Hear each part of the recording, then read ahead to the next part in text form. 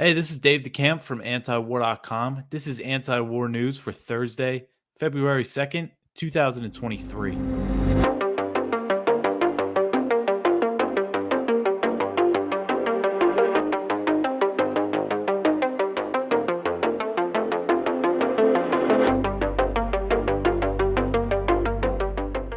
All right, the first story at the top of antiwar.com today. The British Defense Secretary will not rule out jets for Ukraine. So, British Defense Secretary Ben Wallace said Wednesday that sending fighter jets to Ukraine is not the right approach for now, but he stressed that nothing should be ruled out.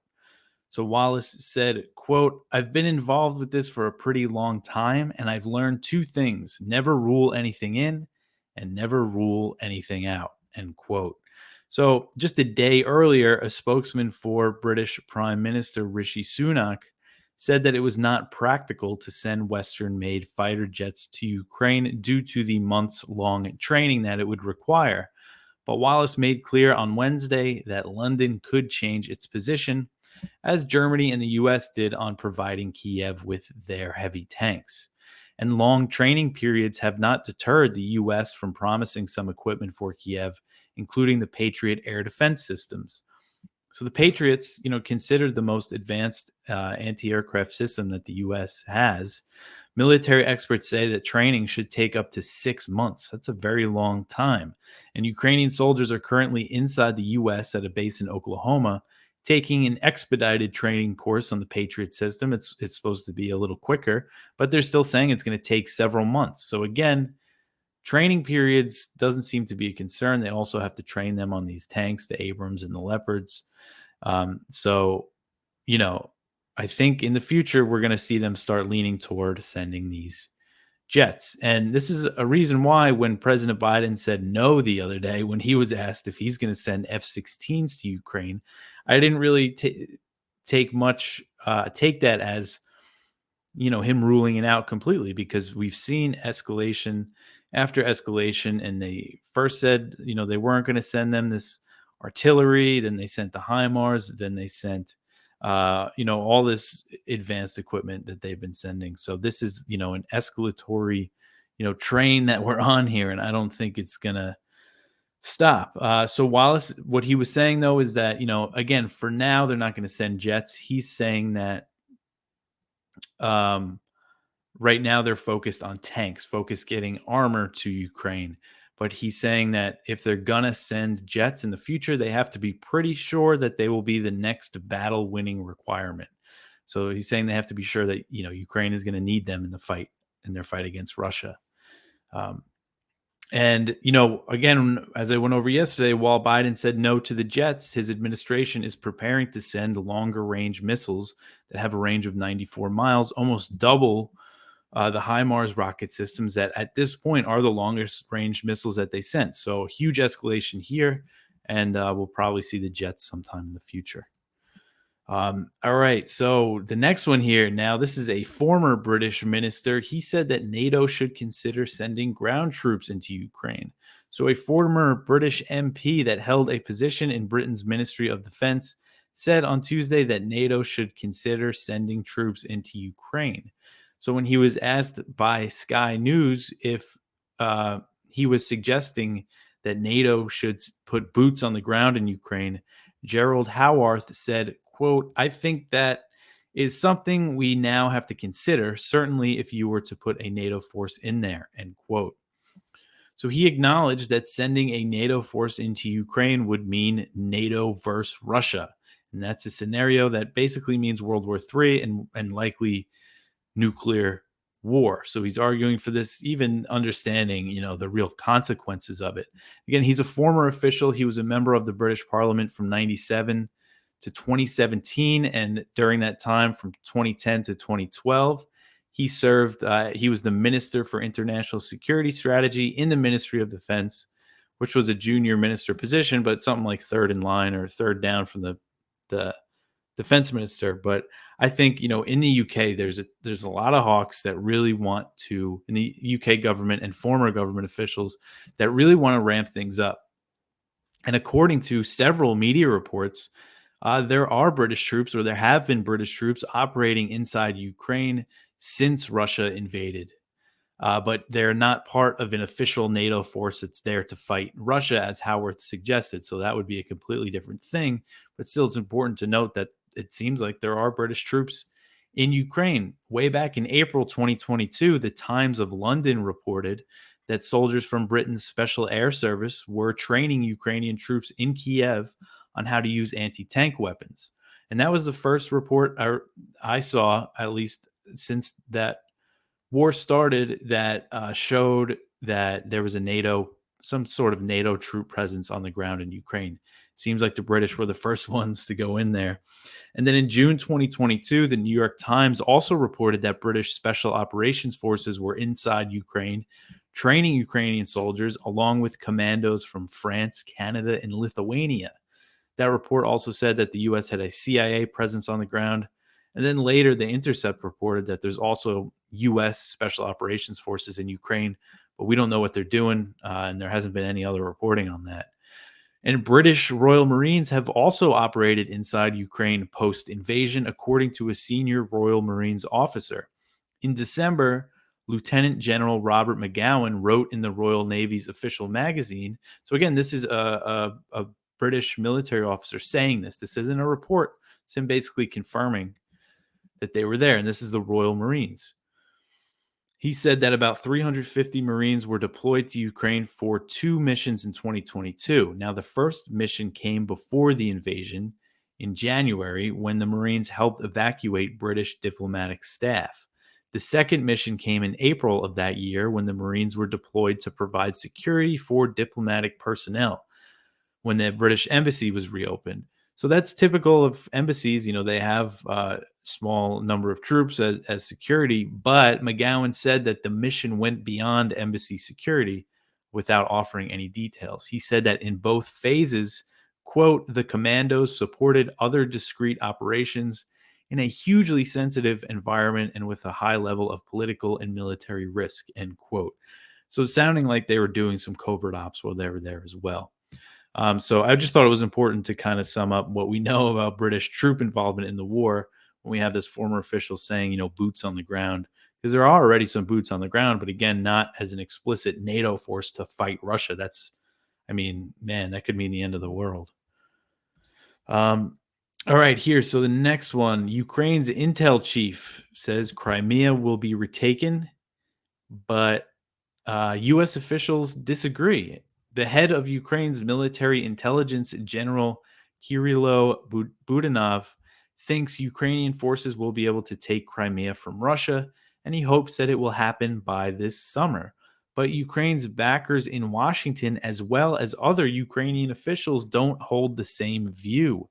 Washington Post columnist David Ignatius, he wrote this article that was published on January 24th that said there is a how he put it, quote, widespread view in Washington and Kyiv that regaining Crimea by military force may be impossible, end quote. So a widespread view in both capitals. Ignatius added that any Ukrainian success in the Zaporozhye Oblast could threaten Russian control of Crimea to some extent, I guess, but he said an all-out Ukrainian campaign to seize the peninsula is unrealistic, and many U.S. and Ukrainian officials believe that. And he said this was due in part to the fact that Putin has signaled an assault on Crimea could mean Russia launches nukes. But the risk of nuclear war has not discouraged the U.S. from considering helping Ukraine launch attacks on Crimea. The New York Times reported in January, this was pretty recently, that the Biden administration was holding talks with Ukrainian officials on a potential assault on Crimea. They were thinking about helping them attack the peninsula, and they were, strategizing with them with ways that they could do it, basically planning attacks, according to this report. And it was pretty much confirmed by the State Department. They were asked about it. They didn't deny it. And they said, yeah, we're having talks with them about all this stuff. But anyway, so they're doing this even though the U.S. doesn't think Ukraine can actually take the peninsula. And the New York Times article said that, quoting U.S. officials. So the U.S. thinking the idea here is to put the peninsula under threat to give Ukraine any leverage for future negotiations.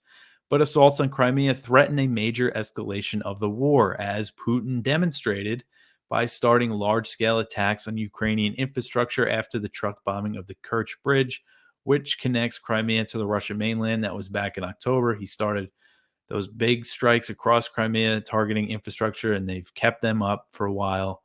And, he didn't do that before that truck bombing. So the New York Times report said that the Biden administration is not as concerned about nuclear escalation as it was before, and Budanov also isn't concerned. So this is back to that. This is the Ukrainian military intelligence head here. He said, quote, "This is not true, and Crimea will be returned to us. I tell you more, it all started in Crimea in 2014, and it will end there," end quote. So when he said this is not true, he's saying that was when he was asked if, attacking Crimea or Ukrainian troops entering Crimea could trigger a nuclear response from Putin. So he's saying Crimea, it started there, it ended there. So in 2014, as many of you I'm sure know, is when Russia annexed Crimea, and they did that after the 2014 U.S.-backed coup in Kyiv that ousted Yanukovych and sparked the civil war in the Donbass. Russia held a referendum at the time that saw 97% of voters in favor of joining the Russian Federation. This is in Crimea. And the US and Ukraine, of course, they dispute these results, but there's been a lot of polling since that shows the people of Crimea are happy that they joined Russia. So when you see Ukrainian officials saying that they want to liberate Crimea, there's a lot of people, most of the people that live there don't want to be liberated. So that's just an important point, when we're talking about this. All right, so the next one here, General Atomics offers to sell Ukraine 2 Reaper drones for $1. So the American weapons maker General Atomics, this is just a total stunt. They're offering to sell Ukraine 2 of its MQ-9 Reaper drones for only $1, a move that will put pressure on the Biden administration to approve the deal, which would mark another huge escalation of military aid. So according to the Wall Street Journal, they're offering the sale for $1, but Ukraine would still have to pay $10 million to prepare and ship the drones and $8 million each year to maintain them. The offer would also include a ground control center for the drones. And so this means if they're offering to build a ground control center and maintain the drones, that would mean American contractors working for General Atomics would have to go into Ukraine and be there for support. And this kind of support is something I've kind of been expecting that we're going to see eventually, is American contractors going into Ukraine to maintain equipment. And that's an escalation I've seen the Hawks, at think tanks say that they also expect to see. And, these, of course, wouldn't just be private contractors. Maybe nominally they are, but these are all deals facilitated by the U.S. government. So anyway, the U.S. has supplied Ukraine with much smaller drones, but nothing as sophisticated as the Reaper, which can be armed with powerful missiles and can fly up to 24 hours, giving it a pretty huge range. And it is often used in U.S. drone strikes in the Middle East and in Africa. So the offer was made by General Atomics CEO Lyndon Blue to Ukraine's defense attaché at its embassy in Washington. When asked for a comment by the Journal, the company declined to comment on the details, but said it's been in discussions with the Ukrainian government. So General Atomics spokesman said, quote, "General Atomics has been discussing the requirements of the Ukrainian armed forces with their government for many months and remains committed to supporting them in any way possible," end quote. So General Atomics, they also make the MQ-1C Gray Eagle drone, which has similar capabilities to the Reaper. They've been pushing for the U.S. to send it. So far, the Biden administration has declined to send the Gray Eagles over concerns that the sensitive technology and the components of the drones could end up in Russia's hands. But there's some motion going on to get these drones over there. In November, there were reports that said the U.S. was considering modifying the Gray Eagle drone so it would have less advanced technology. And Congress has put pressure on the Biden administration to give them to Ukraine. And of course, the administration has shown its willingness to send weapons that it previously ruled out. So I wouldn't be surprised if we see those Gray Eagle drones go over there. At this point, I wouldn't be surprised by anything really. But But what General Atomics is doing here, again, it seems like it's just kind of a stunt to get the Biden administration to approve it. It's going to put pressure on them, and then that's going to open a whole thing. Okay, so you sent these 2 Reaper drones. Why not send some more? Why not you pay for some and send some of the Gray Eagle drones too? So I could open a can of worms in that sense. Okay, so the next one here: Ukraine to host EU summit, but will get cold shoulder on membership. So Ukraine is hosting a summit with the European Union in Kyiv on Friday and is hoping to receive news and a timeline on its potential membership. But according to a draft EU statement seen by Politico, the bloc is expected to pour cold water on Kiev's hopes. So Ukrainian Prime Minister Denis Shmyhal has said that he hopes Ukraine can join the EU within 2 years. So that would be pretty quick. But this statement that Politico saw makes no mention of a timeline. It reads, quote, "The EU will decide on further steps once all conditions specified in the Commission's opinion are fully met," end quote. Ukraine was granted EU candidate status in June 2022, but the process from candidate to full member can take years, like decades, and it's not guaranteed. For example, Turkey was made a candidate in 1999 but never became a member, and the European Parliament voted to suspend accession talks with Ankara in 2019. While no breakthroughs are expected at the summit, EU and Ukrainian officials say the fact that it's being held in a country that's at war is symbolic of the EU's support for Ukraine. So before Ukraine was granted EU candidate status, Putin interestingly said that he did not care if Ukraine joined the EU. He said, quote, "We have nothing against it. It's their sovereign decision to join economic unions or not. It's their business, the business of the Ukrainian people." Excuse me, sorry. So in March 2022, when Russia and Ukraine were engaged in peace talks, reports said that Russia was open to a deal where Ukraine could join the EU as long as it stayed out of NATO and declared military neutrality. The negotiations showed promise, but they were discouraged by the West, as I've covered a lot. They held talks in Istanbul in March 2022, followed up with virtual consultations. In April, Boris Johnson went over there, told Zelensky not to negotiate, and then, according to a report in Ukrainian newspaper, Johnson's visit played a role, was a big factor in the talks failing. And then after that is when Lloyd Austin said, "Let's weaken Russia," and then they passed that first huge aid package, the $40 billion one, in April 2022. Or maybe that was passed in May 2022. But anyway, that's the timeline. All right. So the next one here, this is from Kyle Ansel and Connor Freeman at the Libertarian Institute. The U.S. to open 4 new sites in the Philippines, accelerating the pivot to Asia.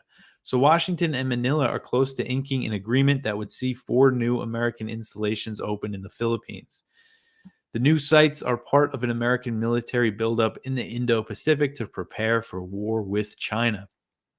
According to the Washington Post, negotiations are ongoing, but a deal between Manila and Washington is nearing completion.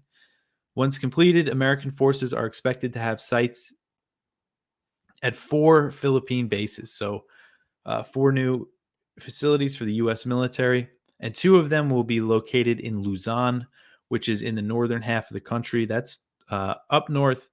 It's toward Taiwan. It's probably a few hundred miles from Taiwan, but it's pretty close. And this is, again, just a big part of the U.S. buildup around China.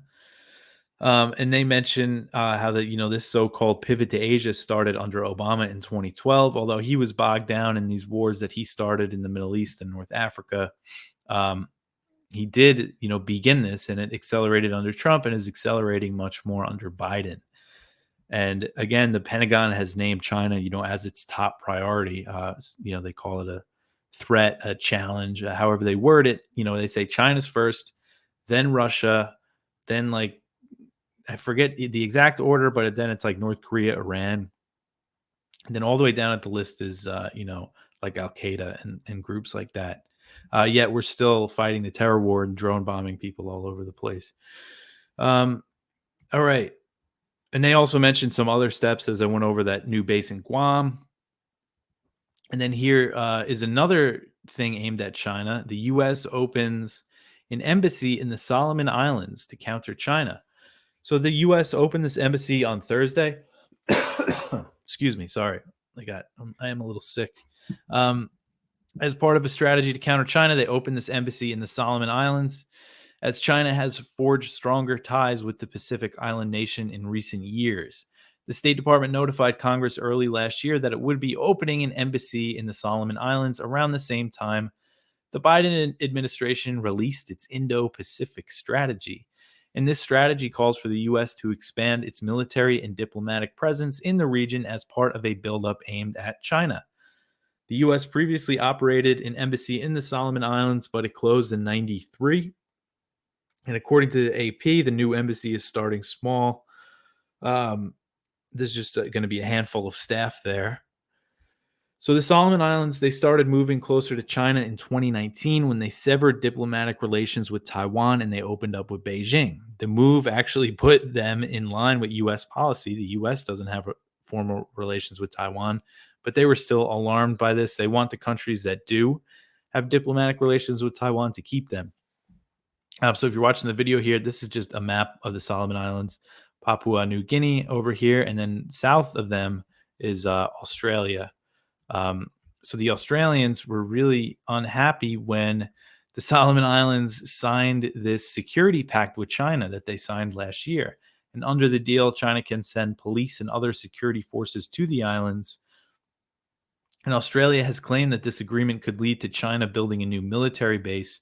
But Solomon's Prime Minister, Manasseh Sogavari, probably just butchered his name, he insists that that won't happen. So this is the Solomon Islands PM. He slammed the Western pressure on his country over this deal that he signed with China, likening it to being threatened with an invasion. So the criticism of his decision to sign the deal with China, I just had to mention some hypocrisy at the end of the article here, came as the US and NATO began funding the war in Ukraine in the name of supporting a country's right to choose its military alignment. That was the big talking point in the beginning because leading up to the invasion, Russia was asking the U.S. to guarantee that Ukraine won't ever join NATO. But the Biden administration refused to make the promise, even though they didn't have plans to bring Ukraine into NATO, anytime in the near future. And I just had to read this quote from Ned Price. He said this in March 2022. He said the war in Ukraine was about protecting the principle that, quote, each and every country has a sovereign right to determine its own foreign policy, has a sovereign right to determine for itself with whom it will choose to associate in terms of its alliances, its partnerships, and what orientation it wishes to direct its gaze, end quote. So again, just pointing out the hypocrisy of the U.S. empire there. And then the next one, so this is more about the buildup against China. This is actually from the Washington Post. The Marshall Islands feeling neglected by the U.S., they enjoy new leverage. So now, the leaders of the Marshall Islands, which is a collection of 29 coral atolls lying halfway between Hawaii and Australia, know exactly why the United States just agreed to a deal promising $700 million in new support over 4 years. And they know it's because of China. So the Marshall Islands, another Pacific island nation, along with Micronesia and Palau, they have these deals with the U.S. known as Compact of Free Association, I believe they're called, which basically means the U.S. gives them aid, gives their people. I'm not sure if they get citizenship or what, or they can travel very easily to the United States, and they get this stuff in exchange for basically the U.S. having a military presence there. And I went over recently that the U.S. is giving Micronesia more money so they can expand their military presence there. So the same thing's happening with the Marshall Islands. Their deal, their compact of free association was expiring soon, and they made a deal here. And now the U.S. at first didn't really want to engage with them on the issue of nuclear tests because the U.S. carried out 67 nuclear tests on two Marshall Islands, two of the atolls, in the 12 years after the World War II. They destroyed, their homes, their habitats, poisoned the environment, causing cancer and birth defects. Even today, people are still suffering from it. And the U.S. gave them some money over it a few decades ago, but it wasn't enough to really clean up the area So they're asking for more. And that's what some of this money is going to go to. But again, this article from the Washington Post is actually pretty good because it's basically saying that people in the Marshall Islands, they know the U.S. doesn't actually care. This is just about China, and they're right. But an interesting fact here: so the Marshall Islands, Palau, and Micronesia, they cover an expanse of ocean larger than the continental United States. So under these deals, one big thing about it is the U.S. can deny another foreign military from going in there. So the U.S. can tell them, you can't let China's military do anything in this huge expanse of ocean. So again, it's big for this policy of preparing for war with China, which is what they're doing. All right, so the next one here. Netanyahu says sanctions and a credible military threat is how to deal with Iran. So he said this in an interview with CNN on Tuesday. This is the Israeli prime minister. He's back, Benjamin Netanyahu. He said the best way to deal with Iran is with sanctions and a credible military threat. He said, quote, if you have rogue regimes that are intending to get nuclear weapons, you can sign 100 agreements with them. It doesn't help, end quote. So Netanyahu, he played a major role in convincing the Trump administration to withdraw from the nuclear deal known as the JCPOA. This agreement made Iran's nuclear program subject to the most stringent inspections in the world, and it capped Iran's uranium enrichment at 3.67%, which is vastly below the 90% needed for weapons grade. So it was a very strict deal. It was a pretty good deal. And as the Pentagon recently acknowledged in its nuclear posture review, Iran is not developing a nuclear weapon now, but they have increased their nuclear activity since the U.S. withdrew from the deal and reimposed crippling economic sanctions. Iran also stepped up uranium enrichment in response to Israeli covert attacks inside the Islamic Republic. So following the Israeli assassination of Mohsen Fakhrizadeh, who's an Iranian scientist that was killed in November 2020, Iran brought its enrichment up to 20%. So this is its uranium enrichment. And then Israel was also behind an April 2021 explosion at Iran's Natanz nuclear facility, and that coincided with the U.S. and Iran holding indirect negotiations on the JCPOA on possibly reviving it, which of course have failed. So the Israel there was trying to sabotage those talks, and the U.S. couldn't condemn it because Israel did it.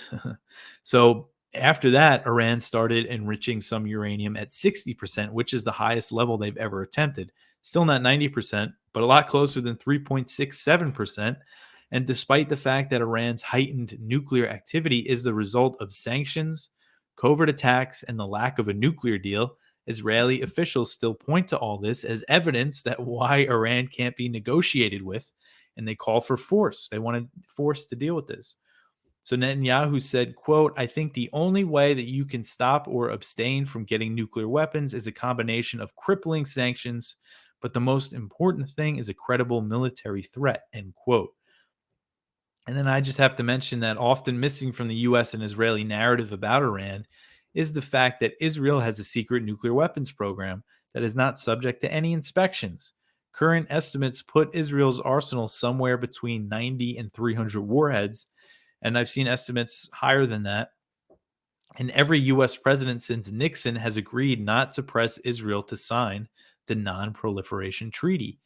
In 2021, there were reports that said President Biden and Israel's former Prime Minister Bennett reviewed this. They renewed this long-standing policy that the U.S. isn't going to make them sign the NPT, and in exchange, Israel keeps its program a secret and doesn't declare its stockpile. And Netanyahu's comments come at a time of heightened tensions in the region. And over the weekend, a drone attack hit an Iranian military facility in the city of Isfahan. And U.S. officials told the media that Israel was behind the attack. And they emphasized that this attack came as the U.S. and Israel were discussing ways to counter Iran's military capabilities, kind of hinting that maybe the U.S. was involved with this. So anyway, the last news story here, a UN rights expert is going to visit Guantanamo, is going to visit Gitmo, and this is the first time that a UN official like this is getting access to the notorious prison and torture camp. So I just thought that would be that was interesting. They announced this on Wednesday that one of its rights experts will visit the Guantanamo Bay Detention Center this month in what will be the first technical visit after 2 decades of requests. So we'll see how what comes of that. Um, but that's it for the news. Go check out our viewpoints. We have a lot of good ones. As always, Josiah Thayer, the U.S. is making billions being warlords in Yemen, and that is very true. The next one, The Legacy of George W. Bush and His Torturers, and that is by Judge Knapp. Grant F. Smith, Thomas L. Friedman's Israel, the Krytron, and the Colent Heater. Jacob Hornberger, Why Not Defund the Military? That's over at the Future Freedom Foundation. And then our spotlight today is from Gregory Shupak to U.S. media. Iranian weapons are more newsworthy than those made in the U.S., and that is over at FAIR. So go check all that out. And we have some good stuff in the blog, something from Ray McGovern on how we got here and how to end this madness, talk he gave. So go check all that stuff out. Again, if you listen to the show, you get the whole news section at the top of the page, but we also have all this other content, just churning out the content. And we also put, less important news stories just from all around other sources around the internet at the bottom of the page. So a lot of stuff. But that's it for me for today. Like and subscribe to the show on YouTube, Odyssey, and Rumble. Share it around. You could always help us out going to antiwar.com/donate. That's it for me for today. I will be back tomorrow. Thanks for listening.